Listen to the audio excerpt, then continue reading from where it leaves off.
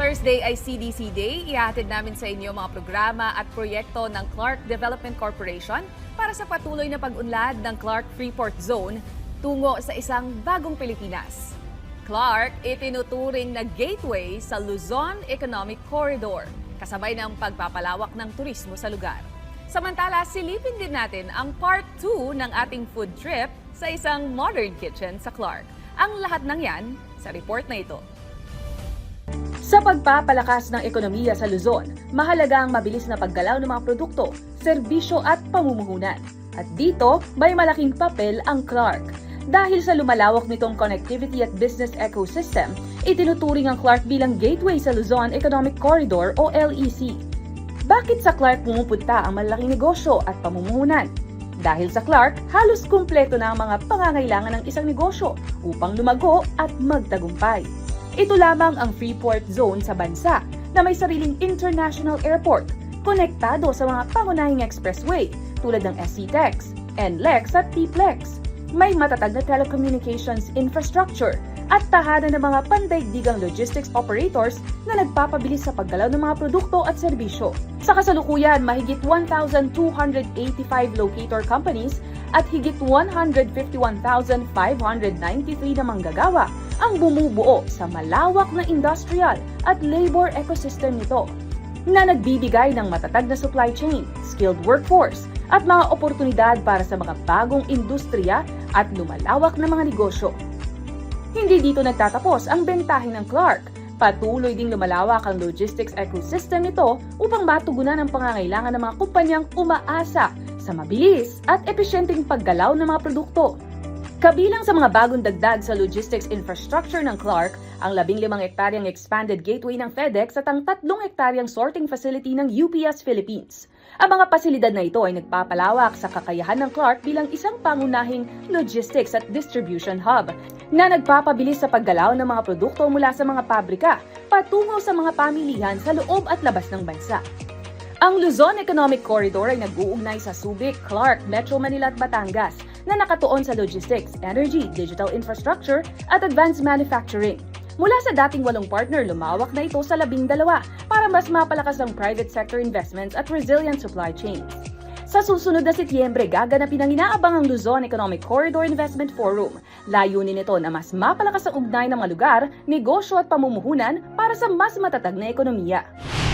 Ngunit kung noon ang tanong ay kung paano makakahikayat ng mga mamumuhunan, iba naman ang isinasagot ng Clark ngayon. Paano makaaakit ng mas maraming turista mula sa ilan sa pinakamalalaking merkado ng Asya? Ito ang misyong dinala ng CDC sa pangunguna ni President and CEO Attorney Agnes V.C. de Vanadera sa Hong Kong, Xiamen at Shanghai sa ilalim ng Philippine Business Mission 2026 na inorganisa ng Tourism Promotions Board. Ang kwento ng Clark sa mga lungsod na ito ay hindi nagsimula sa mga tourist spots. Nagsimula ito sa konektibidad.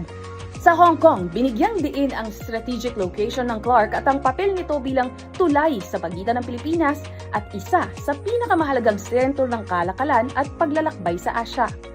Ayon kay Consul General Romulo Victor Israel Jr., mahalagang papel ang gagampanan ng Clark sa paglalapit ng Pilipinas sa Hong Kong at ng Hong Kong sa Pilipinas. Hindi lamang bilang gateway ng Central Luzon, kundi bilang daanan para sa turismo, negosyo at pamumuhunan. I think for Hong Kong and the Philippines, we need more connectivity, and Clark will play a major role in bringing the Philippines closer to Hong Kong and Hong Kong closer to the Philippines, especially with deep historical ties that we have between Hong Kong and Philippines. We can explore more opportunities for cooperation, collaboration in tourism, and many other respects. Sa Xiamen naman, ipinakita ang ibang mukha ng Clark, isang destinasyong nag-aalok ng iba't ibang karanasan para sa mga biyahero, mula sa mga golf course at wellness retreats hanggang sa adventure tourism, education tourism at mga world-class MICE facilities. Ngunit higit pa sa mga atraksyon, ipinakita rin ang malakas na ekonomiyang nasa likod ng mga karanasang ito. Narito ang pahayag ni Consul General Winston Almeda ng Philippine Consulate sa Xiamen. We do everything we can to support Philippine enterprises, Philippine entities, and businesses, and of course fellow government agencies in pushing the national interest. we are perhaps the strongest proponents of the whole of government approach. In the conditions by which strong partnerships could occur really exists, we actively are involved in making sure that this remains the case, and in fact, that this grows and expands further. Noong 2025, nakapagtala ang Clark ng 32.6 million na bisita, 43.47 bilyong tourism spending, halos 3,000 MICE events, at 372 billion na halaga ng pamumuhunan. Mga bilang na nagpapakita kung paano magkasabay na lumalago ang turismo at negosyo sa Clark. Kung dati ay ang infrastruktura at investments ang pangunahing dahilan kung bakit kilala ang Clark, ngayon ay karanasan naman ang itinatampok nito sa mga biyahero. Wellness escapes, eco tours, shopping districts, at pati night golf. Ayon kay Consul General Micah Magnolia Fisher ng Philippine Consulate sa Shanghai, bukod sa visa-free entry, mahalaga ang koneksyon, mahalaga ang magandang itinerary, at mahalaga ang kumpiyansa ng mga biyahero na magiging maganda ang kanilang karanasan. To be able to offer yung mga tour packages and mga new itineraries, new products, you need to be able to trust each other. So itong kanilang face-to-face interaction is important to take advantage of the visa policy. Para kay Attorney Devanadera, may natatanging papel ang Clark sa paglalakbay ng mga turista. Hindi lamang ito daanan, isa rin itong destinasyon. Isang lugar kung saan maaaring magsimula ang paglalakbay bago tuklasin ang iba pang yaman ng Pilipinas. Sa huli, iisa lamang ang kwentong dinala ng Clark sa Hong Kong, Xiamen at Shanghai. Ang mga dahilan kung bakit ito pinipili ng mga mamumuhunan ay siya ring mga dahilan kung bakit ito nagiging kaaya-ayang destinasyon para sa mga bisita.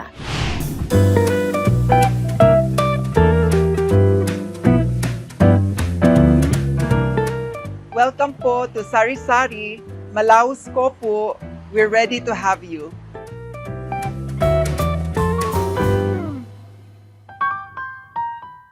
Sa pagpapatuloy ng ating food trip dito sa Sari Sari Modern Kitchen, hindi lang mga lutong Pinoy ang ating tinikman. Mga matatamis na panghimagas, ating ding sinubukan.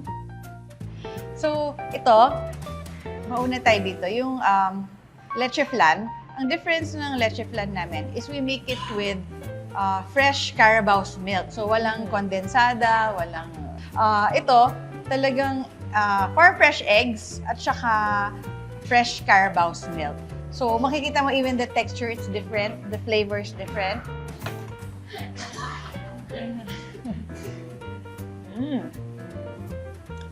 Lasang-lasa talaga yung Carabao's milk.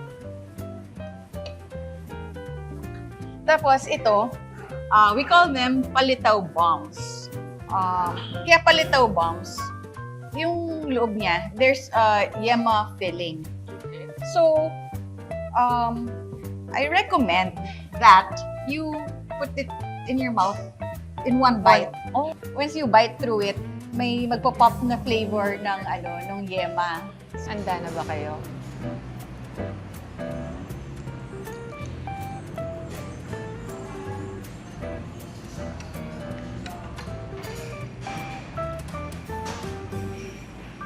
Malitaw with a surprise.